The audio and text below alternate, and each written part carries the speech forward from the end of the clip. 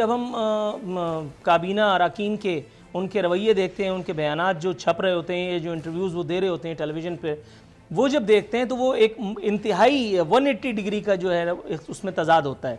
मेरे सामने एक बयान पड़ा, एक वज़ीर का फरमा रहे हैं अनकरीब आवाम को सस्ती चीनी मिलेगी, और आगे लिखा है पाकिस्तान हर फोरम पर भारतीय बर्बरियत सामने लाता रहेगा। सर, भारत को कोसने से पहले अगर हम ये देख लें कि हम खुद अपने अवाम के साथ क्या कर रहे हैं। पेट्रोल बहरान हुआ, चीनी बहरान हुआ, उसकी रिपोर्ट फाइल हुई, उसके बाद जो मरकजी किरदार तो नहीं, बहरहाल एक किरदार थे जहांगीर तरीन साहब, वो बैरून मुल्क जाकर के अपने फार्म हाउस में बैठे हैं, एहतसाब की यहाँ बातें हो रही हैं। सर, किसका एहतसाब होगा, वो तो वहाँ बैठे हैं।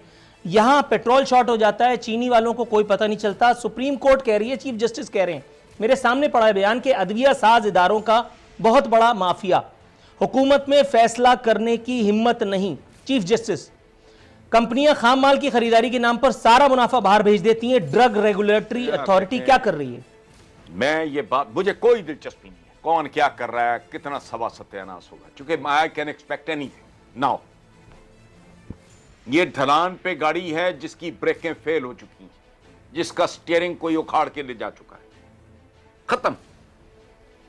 ये इकोनॉमियां शिकोनॉमियां, अखलाकियात देखो, आपका हाल तो देखो, किधर खड़े हो। तो मैं कहता हूं वेस्ट में वो खंजीर हराम है, उसमें मिलावट नहीं होती, जिसने खाना है खाए, उसको पता है कि ये खोता नहीं है। आप हलाल में पानी इंजेक्ट करके, भाई मैं जो कह रहा हूं वो भाई वो छोड़ो, भाई सोच लो, कहो कि हाँ ये बात बेसिकली अच्छा 10-15% तो ठीक ही बकवास कर रहा है। I was not expecting any miracles और एनी वंडर्स एट ऑल। इतनी कॉमन सेंस थी, मुझे पता था कि यार इट विल टेक टाइम। जब मुझे ये समझ आई कि इधर तो किसी को पता ही कुछ नहीं, मैं कसमन आपको कह रहा हूं कि मेरा ये यकीन था, यकीन मुबालगा ना हो जाए, वरना आप समझो मेरा सियासी ईमान जो था ना वो की हद तक था कि ये पीटीआई के प्रोफेशनल्स, टेक्नोक्रेट्स, ये वो लोग बैठे होंगे, भले कोई 4 कनाडा में बैठे हों, कुछ 6 यूएस में 10 बैठे हों, कोई इंग्लैंड में, पूरी दुनिया में एक फॉलोइंग है बंदे की, वो लोग बैठ के कर रहे होंगे यार एग्रीकल्चर इस मुल्क की, उसके साथ क्या करना है, हम चपड़ कनातियों की तरह रुई बेच रहे हैं, कॉटन एक्सपोर्टर, मत ये कपड़ा बनियाने चड्डियां बेच रहे हैं। वो जमाना देखो किधर जा रहा है, कोई इंजीनियरिंग गुड्स की तरफ आओ। मेरा ख्याल था एक काम बड़ा आला हो रहा होगा, बैठे होंगे लोग, इनको सारी अब ये कह रहे हैं कि ये बेड़ा गर्क कर गए हैं। वो मुझे तो भाई घर बैठे, मैं तो सोशलाइज करता ही नहीं, मैं तो मिलता जुलता हूं ही नहीं लोगों से, तब भी मुझे घर बैठे पता था कि सूरत हाल क्या है। आपको भी पता होगी, अखबारें भरी होती थी, क्या कर गई है नून लीग, क्या कर गए हैं पीपल्स पार्टी वाले, तो उसमें कौन, तो मुझे अंदाजा था कि इनको तो बिल्कुल पता होगा, और पता होगा तो कल जाके इससे निपटना कैसे, उसकी तैयारी भी हो रही होगी। I was such a bloody fool, I was an idiot. घर बैठे ही मैंने अज्यूम कर लिया कि ये हो रहा होगा। ये कौन है, इस मुल्क का यही तो अजाब है, खुलफाए राशिदीन का तो इनकी नापाक जबानों पे नाम, इन्हें कोड़े मारने चाहिए, उनके नाम लेते हैं। दूध आपका केमिकल से बनता है, वहां महजब दुनिया में गायें दूध देती हैं, यहां मरे हुए जानवरों की अंतड़ियों से ऑयल बनता है, जिसमें खाने बनते हैं। ये चौकों चौराहों पे ये जो बर्गर मर्गर बन रहे होते हैं, क्या कर रहे हो आप इस एनवायरनमेंट में? रोड में 15 साल एक पूरी नस्ल, प्राइमरी पे फोकस करो, बंद करो यूनिवर्सिटियां बनानी, तो सब्सिडियां देने वाले भी वो, तो लेने वाले भी वो, तो आप सिंगल आउट करके 1, 2, 4, 10 नाम निकाल के, वो तो विलेन ही नहीं है आपके। ये प्रॉब्लम है हम लोगों का। चोरों को छोड़ो, चोरों की मां का जिक्र करो।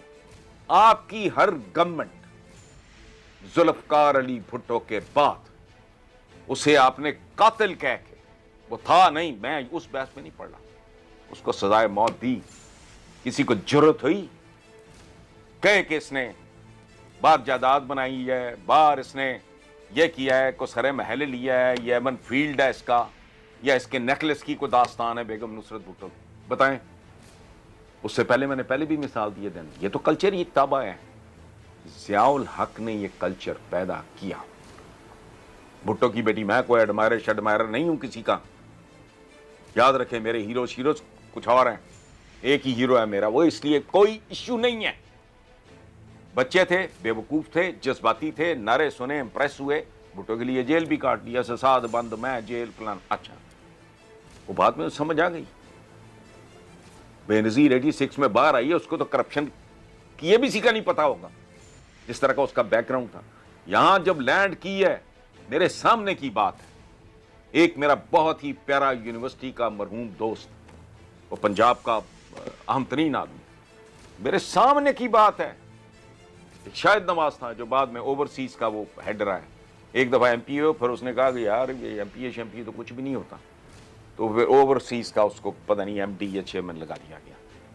मेरे सामने उन्होंने वो पीटे बाकायदा, बीबी if we get an opportunity तो please make sure that we can make some money. ये तो आदमी पैसे का पॉलिटिक्स रह ही नहीं गई, ये तो सिर्फ पैसा है, आप वरना हम जलील हो जाएंगे। ये कल्चर बनाया। फिर ये कल्चर किसने बनाया? 3 प्लॉट ले लो। ये जर्नलिस्ट को कभी सुना था?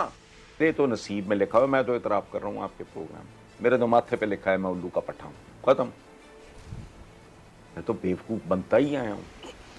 लोग कहते हैं मायूसी फैलाना, मायूसी फैलाना, मेरे जैसा तो अहमक उम्मीद परस्ताई कोई नहीं, जिसने थर्ड फोर्स के ख्वाब देखे। कोई था बंदा इस मुल्क में, कोई एक आदमी है जिसने सैकड़ों कॉलम लिखे हो पीटीआई के बनने से पहले?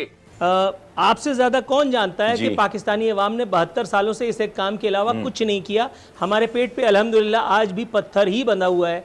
ये तो अल्लाह का शुक्र है, हमारी हुकूमतें हैं जो अलल्ले तलल्ले जो है वो झेल करके और चली जाती हैं। दूसरी बात, आपने कहा कि एक और नस्ल जो है वो हम उसकी कुर्बानी दे रहे हैं। सर 15 साल के बाद अगर हसन निसार साहब को अपने इस आइडिया पर तासुफ का इजहार करना पड़े तो मैं तो नहीं होऊंगा, मेरा ख्याल है। एक और नस्ल गई।